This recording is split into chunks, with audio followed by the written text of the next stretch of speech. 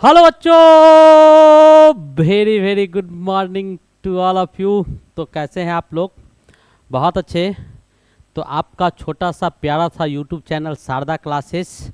तो चलिए आज आपके बीच बहुत ही इम्पोर्टेंट लेक्चर आपके बीच 2024 बोर्ड एग्जामिनेशन के पर्पस से लाए हैं। और आज हमारे पास जो लेक्चर है वो आपका दिखाई दे रहा होगा, फिजिक्स का बहुत ही खूबसूरत सा लेक्चर है। और इसमें आपको अति लघु उत्तरीय प्रश्न यानी very short answer type questions मैं आपके बीच लेके आया हूं। तो इस लेक्चर में हमारा मोटो क्या है, मैं किस एम्बिशन के साथ आपके बीच आया हूं, वो मैं पहले चर्चा कर लेता हूं। आज हम लोग को आंसर लिखने का तरीका सीखना है, लिखने का तरीका सीखना है। ठीक है कि सब्जेक्टिव का आंसर हम लोग कैसे लिखेंगे। बहुत सारे अच्छे अच्छे आपको 2 नंबर का क्वेश्चन लिया गया है या 5 नंबर का क्वेश्चन आंसर लिखने का तरीका सीखेंगे। 2 मार्क्स का या 5 मार्क्स का आपको अगर क्वेश्चन आता है तो वो आंसर सब जानता है, नो डाउट कि नहीं जानता है, बहुत पढ़ने वाले लोग होते हैं। लेकिन आप क्या करते हैं उससे मतलब नहीं होता, एग्जामिनर क्या चाहता है वो ज़्यादा मायने रखता है। आप आंसर को इस कदर लिखिए कि चेक करने वाला को कहीं से कोई कंफ्यूजन लगना ही नहीं चाहिए, वो देख के खुश हो जाए कि कहीं कोई त्रुटि नहीं है। और उसके लिए आपको स्टेप वाइज आंसरिंग करना चाहिए। स्टेप वाइज आंसरिंग कीजिए, बिल्कुल स्टेप वाइज लिखना है, ज़्यादा नहीं लिखना है। बेटा साइंस सब्जेक्ट है, इसमें ज़्यादा आए बाएँ इतिहास की तरफ भर नहीं देना है। और जो भी लिखना है बिल्कुल क्लियर कट लिखना है, बिल्कुल क्लियर कट लिखना है। हम इतना जानते हैं गलत है या सही है, बिल्कुल क्लियर कट लिखना है। कैसे कैसे फॉर्मेट बना के आंसर लिखेंगे, आंसर को फॉर्मुलेट कैसे करेंगे, किस तरह से फॉर्मुलेट किया जाएगा। ठीक है, कितने मार्क्स के हैं तो कितना लिखेंगे ताकि हम पूरा का पूरा 100% मार्क्स को ऑब्टेन कर सके। तो ये सब तरीका आज हम आपको सिखाएंगे। और इसमें बहुत अच्छे अच्छे आपके क्वेश्चंस हैं जो जितने भी बोर्ड एग्जामिनेशन के बच्चे हैं, मैं बार बार कह रहा हूँ, बोर्ड एग्जामिनेशन के बच्चे हैं जितने भी, चाहे वो बिहार बोर्ड हो, यूपी बोर्ड हो, एमपी बोर्ड हो, ठीक है, या झारखंड हो, सब बोर्ड का और कहाँ कहाँ का पूछा गया है। तो आज जो हम क्वेश्चन आपके बीच लेके आए हैं वो बेटा लगभग जितने भी क्वेश्चंस हैं वो आपको कम से कम 3 टाइम्स प्लस पूछा गया क्वेश्चन, 3 टाइम्स प्लस पूछा गया क्वेश्चन है। मैं वही क्वेश्चन को आज आपके बीच लेके आया हूँ और बहुत सारे कॉन्सेप्ट भी लेके आए हैं आपके बीच, जिसमें कम से कम 3 बार तो पूछा ही है। कोई कोई ऐसा क्वेश्चन है जो 5-5, 7-7 बार पूछा है। ठीक है, और उसके बावजूद भी बच्चे वहाँ तक नहीं पहुँचते हैं। तो लेट अस नाउ स्टार्ट होना चाहिए। तो चलिए स्टार्ट करते हैं। लेकिन आप अगर अपना छोटा सा प्यारा सा यूट्यूब चैनल शारदा क्लासेस को सब्सक्राइब नहीं किए हैं तो मेरा पहला आग्रह और निवेदन आप लोग से ये होगा कि आप चैनल को क्विक सब्सक्राइब कर ले और इसके बाद इसका आनंद कंटिन्यू लेते रहे, क्योंकि लॉन्ग टाइम तक चलना है। जब तक परीक्षा नहीं होगा, चाहे वो किसी भी बोर्ड का कहीं का बच्चा हो, हमें कमेंट करके बताएं। मैं लगातार कॉन्सेप्ट आपके बीच डिलीवर करता रहूँगा, लेकिन 2 महीना में सिलेबस आपको कंप्लीट करके देंगे। नो डाउट कि कहीं से कुछ छूटेगा, सारे कंटेंट को पढ़ा देंगे। ठीक है, तो चलिए आगे बढ़ते हैं। और आज का हमारा पहला क्वेश्चन आपके बीच क्या रहा, जरा गौर से देखिएगा। क्वेश्चन कहता है बेटा वैद्युत द्विध्रुव आघूर्ण का एसआई मात्रक क्या है। ठीक है, वैद्युत द्विध्रुव आघूर्ण का एसआई मात्रक क्या है, ये आपको 2014 में बिहार बोर्ड में पूछा गया है। What is the SI unit of electric dipole moment. Question आपको 2 नंबर का है, तो कम से कम 2 लाइन तो बनता है भाई, कम से कम 2 लाइन तो बनता है। तो आप पहले इलेक्ट्रिकल डाइपोल मूवमेंट जो आपको दिया गया है इसके विषय में पहले आपको लिखना है। तो बहुत सारे बच्चे ऐसे होते हैं, अच्छा ये क्वेश्चन है एसआई मात्रक क्या है, फटाफट फटाफट डालते रहेगा। बेटा ये एसआई मात्रक केवल आप लिख दीजिएगा तो उससे आपको एगो नंबर दे देगा। कितना नंबर देगा? एगो। तो कम से कम 2 पॉइंट या 3 पॉइंट तो बनता ही है। ठीक है, तो 3 पॉइंट बनने का कारण है, सबसे पहला पॉइंट हम इसमें लिखेंगे कि ये आपको कैसा क्वांटिटी है, तो सदिश राशि है। कैसा राशि है? सदिश राशि है। कैसा राशि है? तो ये आपका सदिश राशि है, यानी पहला पॉइंट हमारा होगा वेक्टर क्वांटिटी। आपको इतना ही लिखना है, ज़्यादा स्टेटमेंट नहीं लिखना है। ज़्यादा स्टेटमेंट लिखिएगा तो गड़बड़ हो जाएगा। ठीक है, ये आपका क्या है, तो पहला पॉइंट आपको लिख देना है कि ये सदिश राशि है। ठीक है, ये पहला पॉइंट आपका क्या है, सदिश राशि है। पहला नंबर पॉइंट लिख दिए। ठीक है, पहला पॉइंट हमारा ये हो गया। दूसरा पॉइंट ये जो आपका दिया गया है तो इसके विषय में लिखेंगे इट्स डायरेक्शन, इसका दिशा कहाँ होगा, जब सदिश है तो इसका डायरेक्शन होगा। तो दूसरा पॉइंट लिखेंगे इसका दिशा क्या होगा, तो इसका दिशा आपको धनात्मक पॉजिटिव से नेगेटिव आवेश के बीच होगा, नेगेटिव आवेश की ओर, ठीक है, आवेश की ओर इसका क्या होगा, दिशा होगा। इसका दिशा क्या होगा, पॉजिटिव से नेगेटिव आवेश की ओर, यानी क्या, its direction is from positive to negative, positive to negative, ये आपका हो गया। ये दूसरा नंबर पॉइंट हो गया, एकदम टू द पॉइंट लिखेंगे, बिल्कुल जैसे मैं आपको बता रहा हूं बिल्कुल वैसे ही लिखना है। तीसरा कुछ लिखने की आवश्यकता नहीं। तीसरा नंबर पॉइंट में हम क्या करेंगे, इसके फॉर्मूला को लिख देंगे, ठीक है। जब फॉर्मूला लिख देंगे तो उसके डेफिनेशन लिखने की आवश्यकता नहीं होगी। तो तीसरा नंबर पॉइंट जो आप लिखिएगा वो लिखिएगा वेक्टर p बराबर, चूंकि ये वेक्टर क्वांटिटी है तो दोनों फॉर्म में आप लिख सकते हैं। तो वेक्टर p बराबर क्या लिखेंगे, q तो स्केलर क्वांटिटी है, गुने d लिखेंगे, q गुने d लिख देंगे, q गुने d लिख देंगे, ठीक है।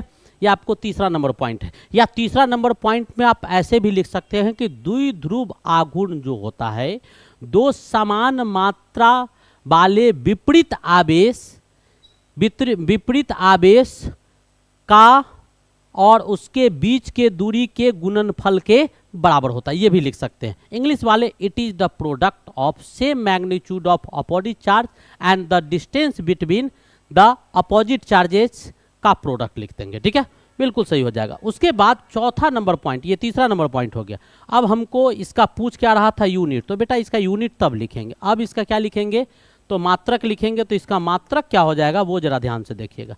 इसका मात्रक लिखेंगे तो क्यू का क्या होता है, तो कूलम होता है, और इसका क्या होगा, तो मीटर, तो कूलम मीटर इसका यूनिट हो गया। हमने लिख दिया, ये वेक्टर क्वांटिटी है, इसका दिशा पॉजिटिव से निगेटिव होता है, ये इसका फॉर्मूला होता है, और ये आपका क्या हो गया, ये आपका सूत्र हो गया, ठीक है, ये आपके फॉर्मूला हो गए, और इधर आपका यूनिट लिख दिया। अब बहुत कुछ इसको देगा या बहुत कुछ आपको इसमें और भी लिखने की इच्छा है तो आप ऐसे लिख सकते हैं, इलेक्ट्रिक डाइपोल मोमेंट है। तो एक आप पांचवा नंबर पॉइंट, यानी 3 नंबर का भी क्वेश्चन अगर रहे या ज़्यादा भी रहे तो पांचवा नंबर पॉइंट क्या करेंगे, ऐसे करके हम क्या करेंगे, एक दूरी ले लेंगे, इसके बीच का दूरी ये d दे देंगे। यहाँ पर हम चार्ज लिखेंगे प्लस क्यू, यहाँ पर लिखेंगे माइनस क्यू, दोनों सेम मैग्नीट्यूड का होगा। इसका जितना 2 कूलम तो 2 कूलम, 5 कूलम तो 5 कूलम, 1 कूलम तो 1 कूलम, जितना होगा सेम मैग्नीट्यूड होगा, अपोजिट नेचर होगा, एक पॉजिटिव तो दूसरा निगेटिव होगा, ठीक है। अब इसका डायरेक्शन शो करना है, वेक्टर क्वांटिटी है तो डायरेक्शन ऐसे करके इंडिकेट कर देंगे, पॉजिटिव से निगेटिव की ओर हो, ठीक है। आपको ये क्वेश्चन था, उम्मीद है ये क्वेश्चन समझ में आया होगा। बिल्कुल ऐसे ही लिखना है, इससे ज्यादा एक्स्ट्रा एक भी पॉइंट नहीं लगाना, पूरा राम कहानी धरे उतार दिए, ऐसे नहीं होगा। बिल्कुल दिखना चाहिए कि वैद्युत द्विध्रुव आघूर्ण का एसआई मात्रक क्या है, तो क्या है, ये सदिश राशि है, इसका दिशा पॉजिटिव से निगेटिव की ओर होता है, its direction is from positive to negative. P बराबर वेक्टर P बराबर Q गुने D, ऐसे हटा के भी लिख सकते हैं स्केलर फॉर्म में भी इसको। यूनिट क्या होगा, मात्रक, तो कूलम मीटर हो गया, यूनिट भी आ गया, और ये इसका डायग्राम मैंने बना दिया। दोनों के बीच की दूरी को क्या ले लिया, D ले लिया। ऐसे करके आप दिखा सकते हैं, डायरेक्शन पॉजिटिव से निगेटिव है, सेम मैग्नीट्यूड है, Q सेम है, एक पॉजिटिव है तो दूसरा निगेटिव है। इज इट क्लियर, बिल्कुल होना चाहिए, ऐसा ही याद रखेगा। सारे टाइप का क्वेश्चन लेके आए, एक से एक क्वेश्चन आपको बेहतरीन क्वेश्चन मिलेगा। अगला क्वेश्चन हमारे पास क्या है, जरा ध्यान से देखिएगा। क्या कहता है, वैद्युत आवेश का क्वांटाइजेशन क्या है, what is the quantization of charge. एक और क्वेश्चन आपकी स्कीम में दिया हुआ है, वैद्युत आवेश की परमाणुकता का क्या अर्थ होता है, एटॉमिसिटी क्या होता है। मैंने केमिस्ट्री में आपको पढ़ाया है, यहाँ भी एटॉमिसिटी आता है, आपको मॉडर्न फिजिक्स में पढ़ना है। तो वहाँ पर आपको ये भी क्वेश्चन जैक 2012 में पूछा है, BACB में भी पूछा है, MP में भी पूछा है, 2014 में कई एक बार पूछे हुए ये भी क्वेश्चन। तो क्वांटाइजेशन ऑफ इलेक्ट्रिक चार्ज क्या होता है, पहले क्वांटाइजेशन ऑफ इलेक्ट्रिक चार्ज आपका एक प्रॉपर्टी होता है, किसका, तो आवेश का एक गुण होता है। तो क्वांटाइजेशन ऑफ इलेक्ट्रिक चार्ज कहने का मतलब ये है कि charge exist in integral multiple of e, पहला पॉइंट होगा, ठीक है, कि आवेश हमेशा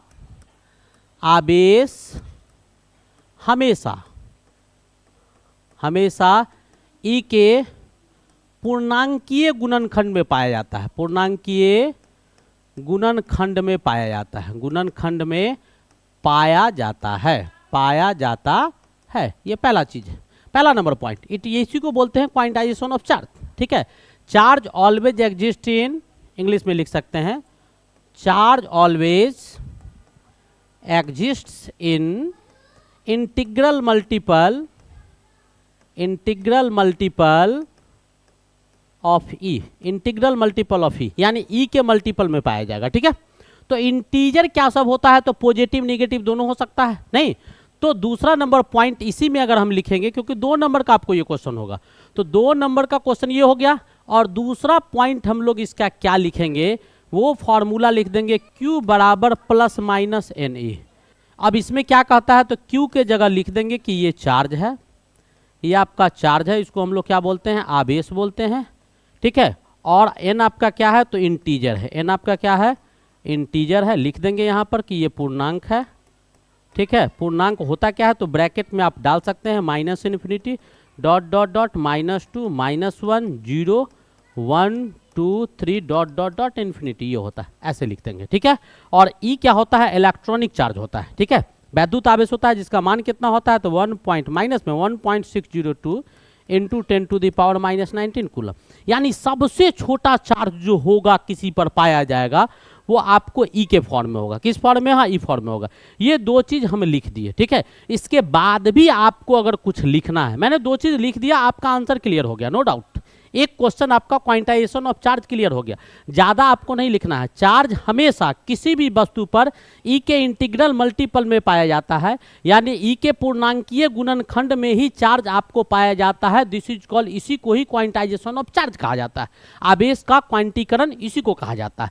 क्यू बराबर प्लस माइनस एन ही, इतना दर्शा दिए तो 2 नंबर आपको आ गया, इसमें कोई डाउट नहीं है। ठीक है, अब इसके बाद भी आप बहुत कुछ लिख सकते हैं। इसके बाद अगर चाहते हैं लिखना, तो ये 2 पॉइंट तो मैंने बता दिया।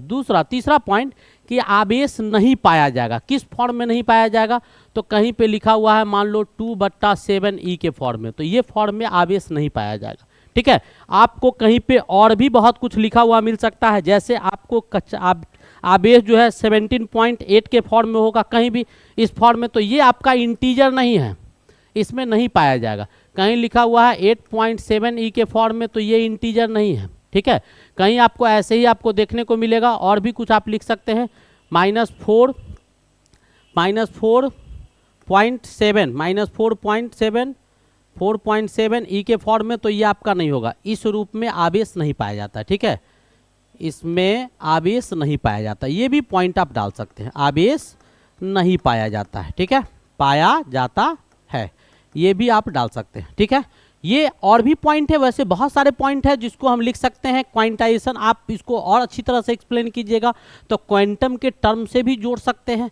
जैसे आपका क्वांटाइजेशन ऑफ चार्ज है, वैसे ही क्वांटाइजेशन ऑफ मास भी होता है। लेकिन मास का जो सबसे छोटा यूनिट होना चाहिए उसको अभी तक हम लोग पता नहीं लगा चुके हैं, लेकिन चार्ज का जो सबसे छोटा यूनिट है वो आपको यू है। सबसे छोटा जो है वो आपका इकाई यू है और उसी फॉर्म में पाया जाता है, कुछ को छोड़कर हमारे नेचर में। अब हम एक्स्ट्रा जा रहे हैं, आंसर आपका इतना ही था, मैं और भी कुछ समझा देता हूं आपको। कुछ ऐसे सब्सटेंस आपको क्वार्क्स ऐसा सब्सटेंस है, हमारे नेचर में कुछ ऐसे सब्सटेंस मिले हैं क्वार्क्स, जिसमें चार्ज आपको ±1/2 ई के फॉर्म में पाया जाता है। लेकिन ये फ्री स्टेट में नहीं पाया जाता है, ये फ्री स्टेट में नहीं रहता, ये स्टेबल नहीं है। ठीक है, और ±2/3 ई के फॉर्म में भी पाया जाता है। तो ये आपके नोटेबल कुछ पॉइंट्स है जो क्वार्क्स में ये आवेश आपको होता है ±1/2। इसको डाउन क्वार्क कहा जाता है, इसको अप क्वार्क कहा जाता है। ठीक है, तो ऐसे करके तो ये आपको अपवाद में आता है, ये फ्री स्टेट में नहीं पाया जाता है। नेचर में हमारा मुक्त अवस्था में ये नहीं पाया जाता है, तो ये आपका अपवाद में चला गया। तो इसको छोड़कर बाद बाकी इसी को क्वांटाइजेशन ऑफ चार्ज। तो आपको मात्र 2 पॉइंट लिखना है जैसा मैंने आपको समझाया। Is it clear? बिल्कुल क्लियर हो गया होगा। नेक्स्ट क्वेश्चन की ओर मूव करते हैं। अगला क्वेश्चन हमारे पास क्या है, what is the SI unit of electric charge 1 coulomb. ठीक है, 1 कूलम क्या कहता है कि 1 कूलम को डिफाइन करना है। क्या करना है, 1 कूलम को डिफाइन करना है। तो बहुत अच्छी तरह से हम कर सकते हैं। एसआई यूनिट आपका कूलम होता है। ठीक है, तो 1 कूलम को क्या करना है, आपको डिफाइन करना है। तो अब कैसे कीजिएगा 1 कूलम को डिफाइन, तो आपके पास कई एक तरीका है, मैं एक तरीका बताता हूं, आप कई एक तरीका से कर सकते हैं डिफाइन। जैसे मान लीजिए कि आपका एक एग्जांपल हम लेते हैं बल का, तो फोर्स बराबर क्या होगा, मास गुने एक्सेलरेशन। यानी मास गुने एक्सेलरेशन, इसको भी 1 कर दीजिए 1 kg और एक्सेलरेशन को भी कर दीजिए 1 मीटर पर सेकेंड स्क्वायर। आप कर सकते हैं बिल्कुल। तो इससे ये पता चला कि 1 केजी के वस्तु को 1 मीटर पर सेकेंड से, 1 केजी के वस्तु को 1 मीटर पर सेकेंड से एक्सेलरेट अगर करवाना हो, ठीक है, 1 केजी के वस्तु को 1 मीटर पर सेकेंड से एक्सेलरेट करवाना हो तो उसको त्वरित करवाने के लिए जितना बल लगता है वही 1 न्यूटन बल होता है। कितना न्यूटन बल होता है? तो फोर्स का यूनिट न्यूटन होता है, तो मैंने न्यूटन को डिफाइन किया। तो 1 न्यूटन फोर्स क्या होगा? तो हम लिख सकते हैं इसको क्या, 1 केजी के वस्तु को, 1 केजी के वस्तु को 1 मीटर पर सेकेंड स्क्वायर से त्वरित करवाने में, यानी एक्सेलरेट करवाने में जितना फोर्स लगता है, पर करवाने में लगा बल क्या होगा? लगा बल आपका 1 न्यूटन होगा। बल 1 न्यूटन होगा। कितना होगा? 1 न्यूटन होगा। हम ऐसे लिख सकते हैं बिल्कुल। हमने 1 न्यूटन को परिभाषित किया। और भी मेरे पास तरीका है, हम इसको और तोड़ सकते हैं। कैसे तोड़ सकते हैं? सो देखिए, इसको हम लिख देंगे मास और एक्सेलरेशन को वेलोसिटी बटा टाइम लिख सकते हैं, वेलोसिटी बटा टाइम। तो अब इसमें सब में 1 लगा दो। तो 1 केजी ये ले लो, ये 1 मीटर पर सेकेंड ले लो, और इधर 1 सेकेंड इसका ले लो, 1 सेकेंड इसका ले लो। यानी कहने का मतलब यह है कि 1 केजी के वस्तु को 1 मीटर पर सेकेंड से 1 सेकेंड तक चलाने में, कितना देर तक? 1 सेकेंड तक चलाने में जितना बल खर्च हुआ वो भी आपका कितना आया? 1 न्यूटन आया। वो कितना आया? 1 न्यूटन आया। तो ऐसे हम डिफाइन कर सकते हैं। बिल्कुल आपको वैसे ही 1 कूलम को डिफाइन करना है। तो जरा ध्यान से देखिएगा, मैं कैसे डिफाइन करना आपको सिखाता हूँ, और कूलम के विषय में बताएंगे कि कैसा फोर्स होता है कूलम, ठीक है, फोर्स कहते हैं, कितना बड़ा चार्ज होता है कूलम, वो हम आपको समझाएंगे। तो कूलम मान लेते हैं कि आपको 2 पॉइंट चार्ज बॉडी ले लेते हैं, ठीक है, 2 पॉइंट चार्ज बॉडी ले रहे हैं। जैसे मान लो कि यहाँ पर हमने क्या किया, 1 पॉइंट चार्ज ले लिया, 1 कूलम यहाँ ले लिया और 1 कूलम यहाँ ले लिया, ठीक है, और दोनों के बीच के दूरी को 1 मीटर पर रख दिए। दोनों के बीच का दूरी क्या है? 1 मीटर है। कोई बॉडी आपका ए है जिस पर 1 कूलम चार्ज है, कोई बॉडी आपका बी है जिस पर 1 कूलम चार्ज है। दोनों पर 1-1 कूलम चार्ज ले लिए, ठीक है। अब आपको इन दोनों के बीच में फोर्स दिखाना है। तो फोर्स क्या होता है, और मीडियम जो यहाँ पर लिए है वो हम एयर या वैक्यूम ले लिए, ठीक है, ताकि उसका वैल्यू आपको पता है एप्सिलॉन नॉट का 1 होता है, ठीक है। तो आप इसके बीच में अगर फोर्स निकालिएगा तो फोर्स क्या होगा? तो 1/4 पाई एप्सिलॉन नॉट, Q1 का मैग्नीट्यूड गुने Q2 का मैग्नीट्यूड, अब बटा क्या लिखेंगे? R square. अब आपको 1/4 पाई एप्सिलॉन नॉट का 9 × 10⁹ लिख देंगे। हालांकि इसका वैल्यू 8.854 × 10⁹ होता है, लेकिन राउंड फिगर में इतना मानते हैं। Q1 आपका 1 है, ये 1 है, और ये 1 का स्क्वायर हो गया। वैल्यू कितना आ गया? तो 9 × 10⁹ आ गया, ठीक है, ये आपका वैल्यू आ गया। इतना न्यूटन आ गया, इतना न्यूटन आ गया। इट मीन्स कहने का मतलब ये हुआ कि अगर 2 आवेश, ठीक है, इसको हम लिख सकते हैं, ठीक है, वैसा आवेश, इसको हम डिफाइन कैसे कर रहे हैं ध्यान से देखिएगा। वैसा आवेश जिसे 1 मीटर की दूरी पर रखा जाए तो लगा वैद्युत बल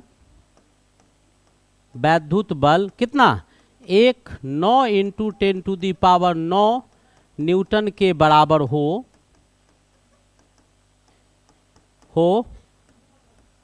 उसे 1 कूलम आवेश कहा जाता है। क्या कहा जाता है? 1 कूलम आवेश कहा जाता है। Is it clear? Is it clear? बिल्कुल। क्या? तो इंग्लिश में भी लिख सकते हैं, ठीक है, that charge which is placed at 1 metre distance, अपने भाषा में 1 metre distance exerts 9 × 10⁹ newton force, then the charge is called कितना? 1 कूलम चार्ज। उसी को क्या कहेगा? 1 कूलम चार्ज। तो मैंने क्या किया, इसको डिफाइन करने के लिए एक आइडेंटिटी आपको ले लिया, जैसे मैंने आपको समझाया, ठीक है, 1 कूलम चार्ज ले लिया और उसी के हिसाब से इसको परिभाषित कर दिए। अब हम 1 कूलम चार्ज छोटा यूनिट है या बड़ा यूनिट है वो हम आपको समझाते हैं। जरा गौर से हमारी बातों को सुनिएगा तब समझे। आपका आंसर क्लियर हो गया, और इसका एसआई यूनिट लिखना है। तो एसआई यूनिट क्या होगा चार्ज का? तो चार्ज का एसआई यूनिट पॉइंट नंबर 1 हो गया। 2 नंबर का क्वेश्चन था एसआई यूनिट क्या होगा चार्ज का, तो चार्ज का एसआई, अच्छा एसआई यूनिट तो है ये है, एसआई यूनिट को ही डिफाइन करना था, सिंपल डेफिनेशन लिखना था, 2 नंबर का ही क्वेश्चन था, ठीक है। एसआई यूनिट वैसे कूलम होगा। अब ये चार्ज, अब मान लो कि एक व्यक्ति लेते हैं, एक व्यक्ति को ले रहे हैं, एक मनुष्य को ले रहे हैं जिसका मास 100 केजी है, ठीक है। 100 केजी का एक आदमी को हम ले रहे हैं, ठीक है। अगर उस आदमी को बेंच पर खड़ा कर दे तो उसके द्वारा फोर्स कितना लगेगा, तो mg के बराबर लगेगा। तो m आपका 100 हो गया और g आपका 10 हो गया, यानी 1000 न्यूटन। 1000 न्यूटन, 100 किलो का एक आदमी को किसी जगह पर, बेंच पर, टेबल पर, किसी चीज पर खड़ा कर देते हैं तो वो 100 न्यूटन का बल लगा, 1000 न्यूटन का बल लगाता है, ठीक है। तो 1 कूलम के बीच में कितना फोर्स आ रहा है, 2, 1 कूलम चार्ज को 1 मीटर दूरी पर हमने रखा है, तो आपका कितना लग रहा है फोर्स, तो 9 × 10⁹ न्यूटन आपका बल लग रहा है। कितना लग रहा है, 9 × 10⁹ न्यूटन आपका बल लग रहा है। अब आपको इतना केजी है तो मान लो कि कितना आदमी मिलकर इतना बल लगाएगा, कितना आदमी मिलकर एक साथ इतना बल लगाएगा वो आपको पूछेगा। तो कितना हो जाएगा, 9 × 10⁹ को 1000 से आप भाग दे दीजिएगा तो आपको 90 लाख आदमी आ जाएगा। कितना आ जाएगा, 90 लाख आदमी, यानी 9 पर 1 2 3 4 5 6 को सुना गया, यानी 90 लाख आदमी, 90 लाख आदमी जिसमें प्रत्येक का वजन 100 किलो है, वो अगर एक जगह कहीं खड़ा हो जाएगा और सब मिलकर जितना बल लगाएगा उतना बल मात्र 2 1 कूलम चार्ज जो होगा, 2 1 कूलम का 2 चार्ज जो 1 मीटर के सेपरेशन पर रखा गया है, 1 मीटर के दूरी पर रखा गया है, उसके द्वारा लगाया गया बल के बराबर हो गया। इसलिए ये आपका 1 कूलम आपका छोटा यूनिट नहीं है, very big unit, very big unit, very big unit, मैंने साबित कर दिया, बहुत बड़ा यूनिट होता है, ठीक है। वैसे चार्ज का सबसे बड़ा यूनिट आपको फैराडे होता है, सबसे छोटा यूनिट आपका ESU या स्टेट कूलम होता है, वो हम कूलम्स लॉ में आपको यूनिट में चर्चा कर चुके हैं। तो 1 फैराडे 96500 कूलम के बराबर होता है। तो बिल्कुल ऐसे लिखेंगे, कॉन्सेप्ट बिल्कुल क्लियर होना चाहिए, लगना चाहिए, तो ये आपको छोटा यूनिट नहीं होता, ये हम समझा दिए। नेक्स्ट क्वेश्चन क्या कहता है, डिफाइन इलेक्ट्रिक डाइपोल मोमेंट को परिभाषित करना है। क्या है, पहला काम हमारा क्या है कि द्विध्रुव, क्या कहता है, वैद्युत द्विध्रुव आघूर्ण को परिभाषित करना है। पूछ रहा है कि ये स्केलर है या फिर वेक्टर है, और तीसरा पॉइंट कहता है कि यदि वेक्टर है तो बताइए कि इसका दिशा क्या होगा, इसका दिशा क्या होगा। तो पहले तो इलेक्ट्रिक डाइपोल मोमेंट को परिभाषित करना है। तो इलेक्ट्रिक डाइपोल मोमेंट को परिभाषित क्या करेंगे, तो समान मात्रा वाले, इसको हम परिभाषित ऐसे कर सकते हैं, डेफिनेशन लिख सकते हैं, समान मात्रा वाले दो विपरीत आवेश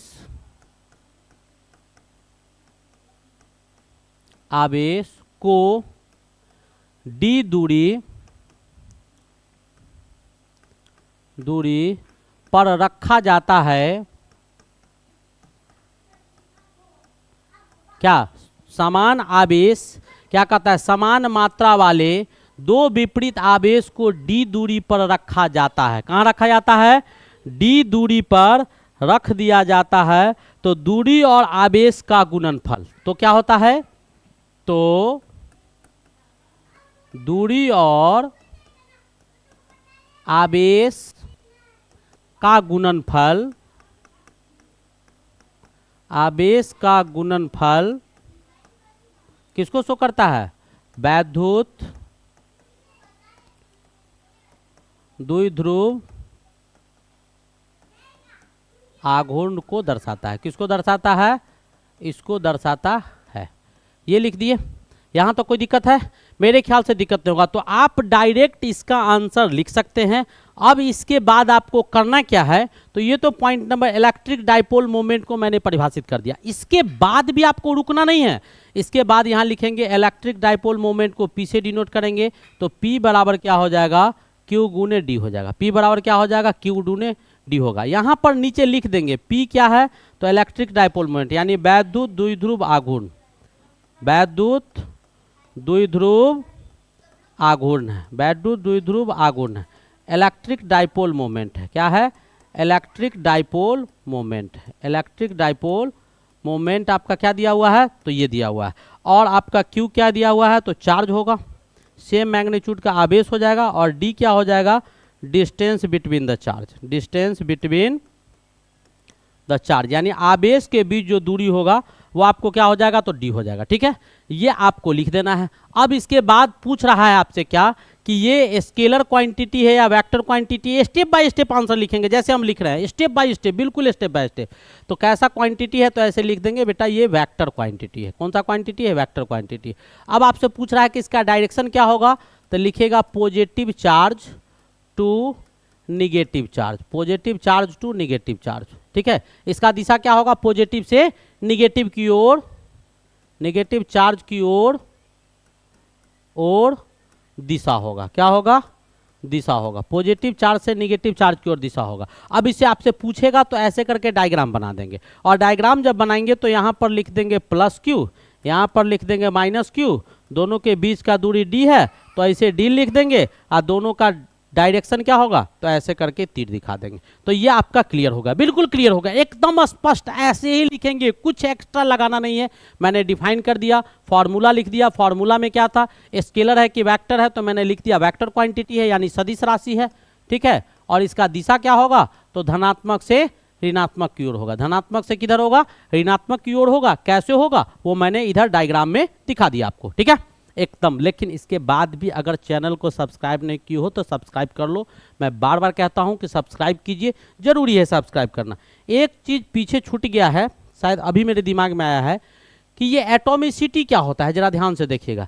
एटॉमिसिटी क्या होता है कि नंबर ऑफ एटम्स, किसी भी एटम का वह संख्या जिस संख्या में परमाणु को आपस में मिला दिया जाता है तो वो हाईली स्टेबल हो जाता है, हाईली स्टेबल हो जाता है। ये छूट गया था।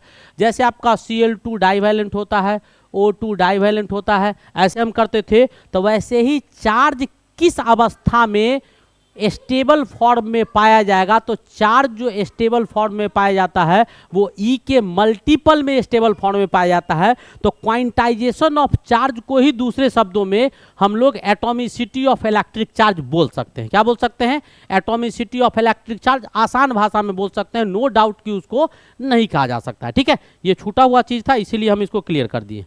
आगे देखिएगा, नेक्स्ट क्वेश्चन आपका क्या है, define two basic properties of electric charge. वैसे इलेक्ट्रिक चार्ज क्या होता है, तो बेसिक प्रॉपर्टी आपको पूछ रहा है। क्या पूछ रहा है, दो आपको मूलभूत गुण बताना है। किसका, इलेक्ट्रिक चार्ज का दो मूलभूत गुण आपको बताना है। ठीक है, तो दो प्रॉपर्टी आपको बताना है, वैसे बहुत सारे। तो पहले तो ये चार्ज जानिए कि चार्ज क्या होता है।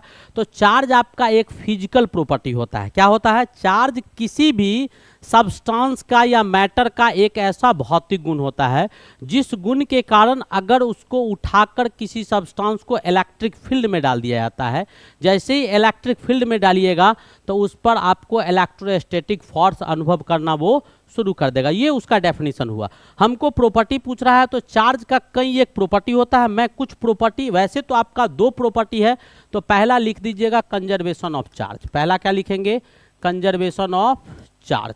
ठीक है, आवेश का संरक्षण, इसको क्या बोलेंगे हम लोग, पहला आपका हो जाएगा आवेश का संरक्षण। आवेश का संरक्षण पहला प्रॉपर्टी हमारा क्या हो जाएगा, आवेश का संरक्षण। आवेश का संरक्षण क्या कहलाता है, तो charge can neither be created nor be destroyed.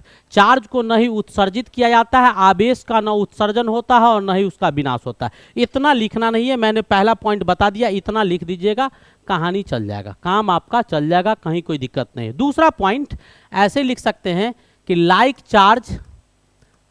Charge repel each other, like charge repel each other। ठीक है, while या but unlike charge attract each other। unlike charge क्या होगा, attract each other। ठीक है, समान आवेश जो है, समान आवेश एक दूसरे को आकर्षित करेगा, हिंदी में भी लिख सकते हैं, समान आवेश एक दूसरे को विकर्षित करेगा। क्या करेगा, विकर्षित करेगा। ठीक है, जबकि असमान आवेश एक दूसरे को आकर्षित करेगा। क्या करेगा, आकर्षित करेगा। तो समान आवेश विकर्षित किया और दूसरा असमान आवेश क्या किया, आकर्षित किया। तो ये आपका दो बेसिक प्रॉपर्टी आपका हो गया। इससे ज़्यादा भी लिख सकते हैं और आप इससे कम भी लिख सकते हैं। इसके बाद और भी आपको पूछता है तो तीसरा पॉइंट लिख सकते हैं, quantization of charge. Quantization of charge यानी क्या, आवेश का क्वांटीकरण, क्वांटाइजेशन ऑफ चार्ज, आवेश का क्वांटीकरण। नीचे डाल दीजिएगा Q बराबर प्लस माइनस एनी, ये भी आप लिख सकते हैं। ठीक है, और भी प्रॉपर्टी लिख सकते हैं। तो charge always resides on outer surface of conductor, और भी लिख सकते हैं। तो charge always resides on outer surface of conductor, यानी चालक के बाहरी सतह पर कंडक्टर। ठीक है, आवेश जो है वो हमेशा चालक के बाहरी सतह पर पाया जाएगा। कहाँ पाया जाएगा? आवेश हमेशा चालक के बाहरी सतह पर पाया जाएगा। ठीक है, और भी लिख सकते हैं, charge always exist with mass, always exist with mass, यानी आवेश हमेशा किसके पास? हमेशा मास वाला वस्तु, यानी किसी भी वस्तु के पास अगर मास होगा तभी वो आवेश को रख सकता है। बिना द्रव्यमान वाला वस्तु आवेश को नहीं रख सकता है। ठीक है, लेकिन mass does exist without charge, mass charge के बिना संभव है, लेकिन मास के बिना चार्ज संभव नहीं है। ठीक है, तो लिख सकते हैं द्रव्यमान के बिना आवेश संभव नहीं है, आवेश रखना संभव नहीं है, रखना संभव नहीं है। ये भी एक प्रॉपर्टी हो गया। और भी प्रॉपर्टी लिख सकते हैं कि चार्ज आपका पैरेलाइज्ड होता है। चार्ज क्या होता है? पैरेलाइज्ड होता है। ठीक है, नेक्स्ट प्रॉपर्टी, चार्ज एक्सेलरेटेड या एक्सेलरेटेड चार्ज रेडिएट्स एनर्जी। ठीक है, मैक्सवेल का लॉ था, accelerated charge radiates energy, radiates energy. ठीक है, यानी अगर किसी भी आवेश को आप एक्सेलरेट करवा देते हैं, त्वरित करवा देते हैं, जब चलना शुरू करेगा तो वहाँ से ईएमएफ, इलेक्ट्रोमैग्नेटिक वेव के फॉर्म में एनर्जी बाहर निकलने लगेगा। ये आपको मैक्सवेल कॉन्सेप्ट दिया था, इलेक्ट्रोमैग्नेटिक का कॉन्सेप्ट मैक्सवेल के द्वारा दिया गया था, वो भी चार्ज का एक प्रॉपर्टी बताया था।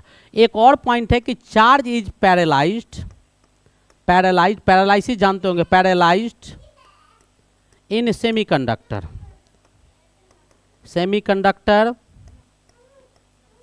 इन सेमीकंडक्टर कहते हैं, नॉन कंडक्टर या इंसुलेटर, इन सेमीकंडक्टर नहीं, इन नॉन कंडक्टर, इंसुलेटर और डाइइलेक्ट्रिक। ठीक है, तो ये एक ऐसा प्रॉपर्टी है जिसमें चार्ज, अगर मान लो कोई नॉन कंडक्टर है, इस नॉन कंडक्टर में चार्ज यहाँ डाल दीजिएगा तो यहीं पर उपस्थित रहेगा, इसके अंदर में भी चार्ज आप डाल दीजिएगा तो बॉडी के अंदर में भी चार्ज पाया जाता है। लेकिन कब? जब वो ये नॉन कंडक्टिंग बॉडी होगा तब। तो चार्ज अंदर में भी पाया जा सकता है, कब?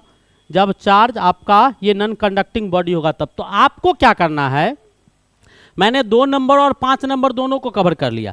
आपको 2 बेसिक प्रॉपर्टी लिखना था, तो आप क्या करेंगे, इतना नहीं लिखेंगे बेटा, आपको 2 पॉइंट लिखना है। जैसे कंजर्वेशन ऑफ चार्ज लिख दिए 1 पॉइंट, क्वांटाइजेशन ऑफ चार्ज लिखिए 2 पॉइंट, मात्र 2 पॉइंट लिख के छोड़ देना है, एक्स्ट्रा कुछ नहीं लिखना है, बस कंजर्वेशन ऑफ चार्ज और क्वांटाइजेशन ऑफ चार्ज, हो गया answer. Conservation of charge, quantization of charge. बहुत लिखना चाहते हैं तो कंजर्वेशन ऑफ चार्ज को लिख दीजिए, charge can neither be created not be destroyed, charge आवेश को न उत्सर्जित किया जाता है न ही विनाश होता है। और क्वांटाइजेशन ऑफ चार्ज, आवेश का क्वांटीकरण Q बराबर प्लस माइनस एन है। इससे ज़्यादा आपको लिखने की आवश्यकता नहीं है। वैसे मैं आपको बहुत कुछ तोड़ के दिखा दिया हूँ, लेकिन आपको इतना करना नहीं है। नेक्स्ट क्वेश्चन की ओर मूव करते हैं। क्या कहता है कि इलेक्ट्रिक फील्ड इंटेंसिटी और उसका यूनिट लिखना है। आपको क्या लिखना है कि आपका वैद्युत क्षेत्र का तीव्रता और उसका यूनिट लिखना है। तो आपको बहुत कुछ लिखने की आवश्यकता नहीं है, आपको बहुत कुछ लिखने की आवश्यकता नहीं है। आपको 2 पॉइंट पूछ रहा है, डिफाइन करना है। तो इलेक्ट्रिक फील्ड इंटेंसिटी को आप क्या करेंगे, जैसे मैं बताता हूँ, ज़्यादा कुछ नहीं करेंगे। आप ऐसे भी लिख सकते हैं कि ये आपका इलेक्ट्रिक फील्ड है, ये आपका इलेक्ट्रिक फील्ड है, और इसमें मैंने क्या किया, तो यहाँ पर लिख देंगे कि वैद्युत क्षेत्र है। ये आपका क्या है, इलेक्ट्रिक फील्ड है। ठीक है, ये आपका वैद्युत क्षेत्र है। आप लिखेंगे जैसे मैं बता रहा हूँ, ज़्यादा कुछ नहीं करना, 2 पॉइंट हमको लिखना है। और इसी में कोई पॉइंट चार्ज हम प्लस क्यू ले लेते हैं, कोई पॉइंट चार्ज, ठीक है, प्लस क्यू हम ले लिए। ये आपका टेस्ट चार्ज है, कैसा चार्ज है, टेस्ट चार्ज है, परीक्षित चार्ज, पॉजिटिव निगेटिव आप कुछ भी ले सकते हैं, ठीक है। तो ये आपका परीक्षण आवेश है, कैसा आवेश है, परीक्षण आवेश मैंने ले लिया, ठीक है। अब ये चार्ज जब इलेक्ट्रिक फील्ड में रखेंगे तो इस पर फोर्स लगेगा, तो वो फोर्स किसके बराबर होगा, तो F बराबर Q गुने E होगा। तो E बराबर क्या हो जाएगा, तो आपको यहीं पर डायरेक्ट डिफाइन करना है, E बराबर क्या हो जाएगा, तो वेक्टर F बट्टा Q हो जाएगा, वेक्टर F बट्टा Q हो जाएगा, ठीक है। तो ये आपका क्या सा क्वांटिटी, तो वेक्टर क्वांटिटी है, इतना लिख दिए। तो आपका डिफाइन करना था इलेक्ट्रिक फील्ड को, तो इलेक्ट्रिक फील्ड को मैंने डिफाइन कर दिया, E बराबर F by Q, F by Q या Q नॉट ले लो, टेस्ट चार्ज को ऐसे लेते हैं तो Q नॉट ले लिए, ठीक है, ये लिख दिए। अब इतना हो गया, अब इसका SI यूनिट लिखना है, क्या लिखना है, SI यूनिट लिखना है। तो यूनिट इसका लिख दीजिए, क्या कीजिए, सिंपल इसका यूनिट लिखिए। तो यूनिट आपका क्या हो जाएगा, तो फोर्स का न्यूटन हो जाएगा, चार्ज का कूलम, तो न्यूटन कूलम इसका यूनिट हो गया आपका आंसर, बिल्कुल हो गया। आप बहुत कुछ इसमें जोड़ना चाहते हैं सिंपल, तो आप लिख सकते हैं ये कैसा क्वांटिटी है, तो वेक्टर क्वांटिटी है, कैसा क्वांटिटी है, वेक्टर क्वांटिटी है, यानी सदिश राशि है, कैसा राशि है, तो ये आपका सदिश राशि है, हो गया, कहानी खत्म, इससे ज्यादा नहीं लिखेंगे, समझ में आ गया। चलिए आगे बढ़ते हैं। नेक्स्ट क्वेश्चन हमारा क्या कहता है, कहता है if electrostatic force F lies between 2 point charges, 2 point charge आपको लिया गया है। जैसे मान लीजिए आपको 2 पॉइंट चार्ज है, मान लेते हैं यहाँ पर Q है और यहाँ पर भी ये Q1 है, ये Q2 है, और दोनों के बीच का दूरी आपका R दिया गया है। और मीडियम जो है ये आपका एयर में है, किस में है, एयर या वैक्यूम में लिए है, इसको हमने एयर या वैक्यूम में लिया है, ठीक है। तो इसके लिए कूलम्स का फॉर्मूला क्या होता है, इसमें जो F लगेगा वो आपका क्या होगा, तो 1/4 पाई एप्सिलॉन नॉट हो जाएगा, ठीक है। और Q1 गुने Q2 अपॉन R², ये आपका फॉर्मूला हो जाएगा, किसमें, एयर में। और जैसे ही इसको सीधा इसको उठा के क्या करना है, पानी में डाल देना है, सीधा इसको उठाना है, सेम कंडीशन में दूरी वही रहेगा, चार्ज वही रखेंगे, कोई परिवर्तन नहीं होगा। जैसे ही मीडियम आप चेंज कीजिएगा, माध्यम चेंज करके इसको वाटर में ले जाइएगा, किस में ले जाइएगा, तो वाटर में। तो वाटर में जो K का मान होता है वो 80 होता है, एयर में 1 होता है, और उसमें एप्सिलॉन नॉट जो होगा, जो परमिटिविटी होता है उसका मान 80 हो जाता है। टोटल का टोटल खेल आपको इलेक्ट्रोस्टैट में K का होता है, किसका होता है, K का, डाई इलेक्ट्रिक और परमिटिविटी का ही सारा रोल होता है। बाद बाकी तो चार्ज आपको दे ही देगा, मैग्नीट्यूड ले लीजिएगा, डिस्टेंस आपको दे ही देगा, 4 पता ही है, पाई पता ही है, पता क्या नहीं है, एप्सिलॉन नॉट। तो इससे पिछले वाले लेक्चर में हमने क्या किया है, एप्सिलॉन नॉट को बहुत अच्छी तरह से डिफाइन कर दिया है, तो वहाँ से आप देख सकते हैं। तो यहाँ पर आपका फॉर्मूला क्या होगा, F बराबर क्या हो जाएगा, F डैश मान लेते हैं, ये क्या हो जाएगा, 1/4 पाई एप्सिलॉन नॉट K हो जाएगा, 4 पाई। यहाँ पर भी वही है, Q1 Q2 अपॉन R²। अब इसको आप क्या कीजिएगा कि जो इसमें दिया गया है इसको बाहर निकाल लीजिए, अब इसमें जो है तो 1/K को बाहर निकाल लीजिए। अब आपका 1/4 पाई एप्सिलॉन नॉट गुने Q1 Q2 अपॉन R² यहाँ लिख सकते हैं। और K का वैल्यू कितना होता है, 80, और इस पूरा को क्या लिखेंगे, F। तो कितना गुना हो गया, तो F/80 गुना हो गया, कितना गुना, तो जैसे ही सेम चार्ज को मैंने उठा के पानी में डाल दिया तो ये 80 गुना बल कम हो गया। यानी जितना बल आपको एयर में दो आवेश किसी डेफिनेट दूरी पर रख दिया जाता है, एक निश्चित दूरी पर 2 आवेश को रख के जितना बल आप एयर में प्राप्त करेंगे उससे 80 गुना कम बल आप कहाँ प्राप्त करेंगे, जल में प्राप्त करेंगे, ठीक है। नेक्स्ट क्वेश्चन देखिएगा, अगला क्वेश्चन क्या कहता है, जब 2 आवेशों के बीच की दूरी आधी कर दी जाए, ठीक है, 2 आवेश के बीच का दूरी आधा कर दिया जाए। तो मान लो कि 2 आवेश है, एक Q1 मान लेते हैं, एक Q2 मान लेते हैं, ठीक है, दोनों के बीच का दूरी आपको R दिया गया, तो इसके बीच में फोर्स क्या लगेगा, F directly proportional to 1/R² होगा, 1/R² के डायरेक्टली प्रोपोर्शनल होगा, या R² का इन्वर्सली प्रोपोर्शनल, या 1/R² का डायरेक्टली प्रोपोर्शनल बोलेंगे। अब दूरी को आधा कर देंगे तो F डैश जो होगा वो आपको 1/R/2 कितना हो जाएगा, आधा, R/2 का होल स्क्वायर हो जाएगा, तो ये क्या हो जाएगा, 4R² हो जाएगा। बाद बाकी सब चीज़ तो सेम रहेगा। तो फोर्स आपका क्या आ गया, तो फोर्स जो आपका आ गया पहले वाला से कितना गुना हो जाएगा, 4 गुना हो जाएगा, कितना गुना हो जाएगा, 4 टाइम्स ग्रेटर हो जाएगा, 4 गुना हो जाएगा, 4 गुना आपका बड़ा हो जाएगा। क्या हो जाएगा, तो दूरी को घटाएंगे तो फोर्स बढ़ेगा, आधा घटाएंगे तो 4 गुना बढ़ जाएगा, दूरी को आधा करेंगे तो फोर्स क्या हो जाएगा, 4 गुना बढ़ जाएगा। कितना गुना बढ़ जाएगा, तो 4 गुना बढ़ जाएगा, कितना क्या हो जाएगा, बढ़ जाएगा। बस आपको इतना ही, बिल्कुल शॉर्ट एंड हैंड जैसे हम बता रहे हैं ना, बिल्कुल एक नंबर इसमें आ गया, एक नंबर इसमें आ गया, ज़्यादा कुछ करना नहीं है, बिल्कुल इतना ही लिखना है जितना हम बता रहे हैं। नेक्स्ट क्वेश्चन क्या कहता है, अगला क्वेश्चन आपके पास है, क्या कहता है, एक इलेक्ट्रॉन तथा एक प्रोटॉन एक समान वैद्युत क्षेत्र में रखे गए हैं। ठीक है, वैद्युत क्षेत्र समान है बेटा, ऐसे करो कि वैद्युत क्षेत्र है तो इलेक्ट्रिक फील्ड लाइंस हम ले लेते हैं। ठीक है, यूनिफॉर्म इलेक्ट्रिक फील्ड लाइंस, इसको ले लिए इलेक्ट्रिक फील्ड को। अब कहता है कि एक इलेक्ट्रॉन को इसमें डाल दिया गया, तो डालो, अलग अलग डालो। ये आपका इलेक्ट्रॉन है और इसी में एक प्रोटॉन है, तो हम डाल देते हैं, एक प्रोटॉन को ले लिए। ठीक है, तो सीधी सी बात है, इलेक्ट्रॉन भी चार्ज है, प्रोटॉन भी चार्ज है। चार्ज को डालेंगे इलेक्ट्रिक फील्ड में तो उस पर बल लगेगा, उस पर क्या लगेगा, बल लगेगा। जब उस पर बल लगेगा तो आपसे पूछा जा रहा है, रखे गए तो किस पर त्वरण अधिक होगा, एक्सेलरेशन किसका अधिक होगा और क्यों अधिक होगा, वही आपसे पूछा गया। तो फोर्स का डेफिनेट सिंपल फार्मूला क्या होता है, तो F बराबर मास गुना एक्सेलरेशन होता है, बेसिक फार्मूला। और फोर्स का यहाँ जब फार्मूला लिखिएगा तो F बराबर क्या होगा, जब यहाँ फार्मूला लिखिएगा E और किसके रिस्पेक्ट में, E और चार्ज के रिस्पेक्ट में आप फार्मूला लिखिएगा तो F बराबर आपका क्या हो जाएगा, फटाफट बताओ यार, ये सारे क्वेश्चंस आप लोग पढ़े हैं, जल्दी जल्दी बताइएगा। इसका फार्मूला क्या हो जाएगा, F बराबर Q गुने E हो जाएगा। तो इस पर जो चार्ज होगा तो F बराबर Q गुने E हो जाएगा। ठीक है, ये हो गया। अब इसके बाद दोनों में F तो MA बराबर क्या हो जाएगा, तो Q गुने E हो जाएगा और A बराबर यहाँ से क्या हो जाएगा, QE बट्टा M हो जाएगा। इससे क्या पता चला कि A आपको डायरेक्टली प्रोपोर्शनल 1/m का है, यानी 1/m का, यानी कहने का मतलब यह है कि M अगर बढ़ेगा तो A आपका घटेगा। ठीक है, तो मास किसका ज़्यादा होता है, तो इलेक्ट्रॉन का मास आपका होता है 9.1 इंटू 10⁻³ kg और प्रोटॉन का मास जो होता है, mass of electron, mass of proton, proton का मास कितना होता है, तो 1.672 इंटू 10⁻27 kg के बराबर। तो मास ऑफ प्रोटॉन का मास आपका जो होगा वो बहुत ज़्यादा होगा, किसके कंपैरिजन में, मास ऑफ इलेक्ट्रॉन के तुलना में बहुत ज़्यादा होगा। ठीक है, तो मास किसका ज़्यादा है, तो प्रोटॉन का। तो प्रोटॉन का मास चूंकि ज़्यादा है, ठीक है, मास ऑफ प्रोटॉन ज़्यादा है तो एक्सेलरेशन कम होगा। ठीक है, और मास ऑफ इलेक्ट्रॉन अगर मान लो कम है तो एक्सेलरेशन ज़्यादा होगा। तो एक्सेलरेशन किस में ज़्यादा होगा, तो एक्सेलरेशन इलेक्ट्रॉन में। तो इलेक्ट्रॉन का एक्सेलरेशन जो होगा वो आपको कम होगा, कम कहते हैं, ज़्यादा होगा। ठीक है, इसका त्वरण ज़्यादा होगा और इसका जो एक्सेलरेशन होगा वो आपको कम होगा। बस यही चीज़ पूछ रहा था, जितना पूछा मैंने उतना ही जवाब दिया, एक्स्ट्रा कुछ नहीं लिखा, मैंने समझा दिया कि भाई एग्जामिनर साहब आप देख लीजिए, आपको कहीं से त्रुटि लगे तो मैं रीचेक करवाने के लिए तैयार हूँ। लेकिन चैनल को सब्सक्राइब नहीं किए हो तो कर दो, नहीं तो हमको भी रीचेक करवाना होगा। ठीक है, नेक्स्ट क्वेश्चन, अगला क्वेश्चन क्या कहता है, what is the condition of, what is the condition of electric dipole in uniform electric field, stable and non stable. क्या कहता है, कंडीशन इलेक्ट्रिक डाइपोल का यूनिफॉर्म इलेक्ट्रिक फील्ड में क्या होगा, जरा ध्यान से देखिएगा बेटा। आपको क्या करना है, ऐसे करके इलेक्ट्रिक फील्ड बना लेना है। ठीक है, जैसे मैं दिखा रहा हूँ, इलेक्ट्रिक फील्ड बना लिए। अब इसमें आपको क्या लिखना है, इलेक्ट्रिक डाइपोल। तो आप क्या कीजिए, +Q को डाल दीजिए, -Q को डाल दीजिए, दोनों को ऐसे ले लीजिए। ठीक है, ऐसे करके हम अभी ले रहे हैं ऐसे। ठीक है, और ऐसा ले लिए।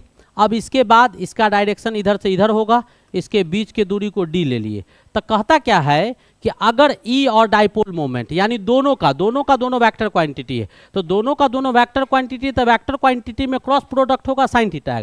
तो अगर मान लीजिए कि यदि, ठीक है, इलेक्ट्रिक डाइपोल, ठीक है, इलेक्ट्रिक डाइपोल P तथा E समान दिशा में हो, किस में हो, समान दिशा में हो, समान दिशा में हो, यानी थीटा आपका कितना 0 डिग्री, तब ये अस्थाई होगा। तब क्या होगा, तो ये स्टेबल होगा, अस्थाई होगा। क्या हो जाएगा, अस्थाई हो जाएगा। ठीक है, तब क्या हो जाएगा, अस्थाई हो जाएगा।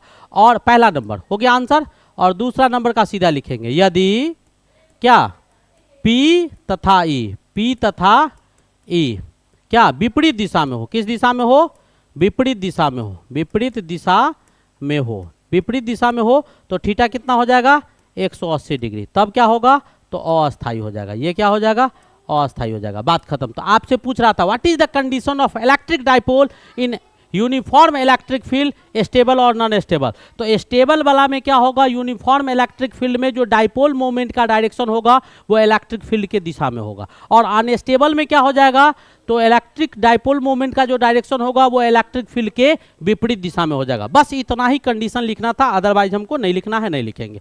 सो cause of a substance that it's electrically positive और निगेटिव, कोई सब्सटेंस आपका इलेक्ट्रिकली पॉजिटिव या निगेटिव है तो आप लिख सकते हैं, ठीक है। If electron removes from any substance, ठीक है, any substance, then it is electrically positive, ठीक है। कहता है कि अगर इलेक्ट्रॉन को, यदि इलेक्ट्रॉन को किसी सब्सटेंस में से बाहर कर देंगे, इलेक्ट्रॉन को निकालेंगे तो क्या हो जाएगा। देखो अगर कोई सब्सटेंस लेते हैं, ठीक है, इसमें से हम इलेक्ट्रॉन को निकाल रहे हैं, इलेक्ट्रॉन को क्या कर रहे हैं, निकाल रहे हैं। तो इलेक्ट्रॉन जैसे ही निकालिएगा तो इसमें इलेक्ट्रॉन बाहर हो जाएगा, जैसे ही इलेक्ट्रॉन बाहर होगा तो ये पॉजिटिव चार्ज हो जाएगा और इसका मास घट जाएगा, मास क्या हो जाएगा, डिक्रीज कर जाएगा। दूसरा, पहला नंबर पॉइंट। दूसरा कहता है, हिंदी में लिख देते हैं, यदि इलेक्ट्रॉन को किसी पदार्थ में डाला जाएगा या जोड़ा जाएगा, डाला जाएगा, ठीक है, जैसे ही डालेंगे तो पदार्थ आपका क्या हो जाएगा, निगेटिवली आवेशित हो जाएगा, निगेटिवली आवेशित हो जाएगा, ठीक है। तो निगेटिवली चार्ज हो जाएगा। कैसे, तो कोई सब्सटेंस ले लीजिए, इसमें क्या कीजिए, इलेक्ट्रॉन को डाल दीजिए, जैसे ही डालिएगा तो इस पर एक इलेक्ट्रॉन एक्स्ट्रा आएगा तो ये निगेटिव चार्ज हो जाएगा और मास आपका क्या हो जाएगा, तो इसका मास बढ़ जाएगा। तो पॉजिटिव चार्ज बॉडी को जब पॉजिटिवली चार्ज करते हैं तो उसका मास घट जाता है, और जब बॉडी को निगेटिवली चार्ज करते हैं तो उसका मास बढ़ जाता है। ये भी क्वेश्चन आपको समझ में आ गया होगा। नेक्स्ट क्वेश्चन कहता है, विद्युत क्षेत्र रेखाएं electric field, electric lines of force के दो गुण बताना, ठीक है। तो इलेक्ट्रिक लाइन फोर्स जो है, इसका पहला गुण क्या होता है कि ये ओरिजिनेट करता है, कहाँ से निकलता है, originate normally from positive charge. कहाँ से, पॉजिटिव से निकलता है, कहाँ से निकलता है, पॉजिटिव से निकलता है, and ends normally to negative charge, to negative charge. कहाँ पे, तो जैसे आपको मैं समझाता हूँ कि ये आपको 90 डिग्री का कोण बना के, ये आपका नॉर्थ है, ये पॉजिटिव है, ये निगेटिव है, तो यहाँ से 90 डिग्री का कोण बना के निकलेगा और 90 डिग्री का कोण बना के यहाँ इंड करेगा। पहला नंबर पॉइंट, ऐसे ही आपको 90 डिग्री का कोण बना के यहाँ से निकलेगा, ये 90 डिग्री का कोण बना के इंड करेगा। तो धनात्मक आवेश से वैद्युत रेखाएं निकलता है और ऋणात्मक में जाके खत्म हो जाता है। ये पहला नंबर पॉइंट था। दूसरा नंबर पॉइंट जो है वो आपको इलेक्ट्रिक फील्ड लाइंस, वैद्युत क्षेत्र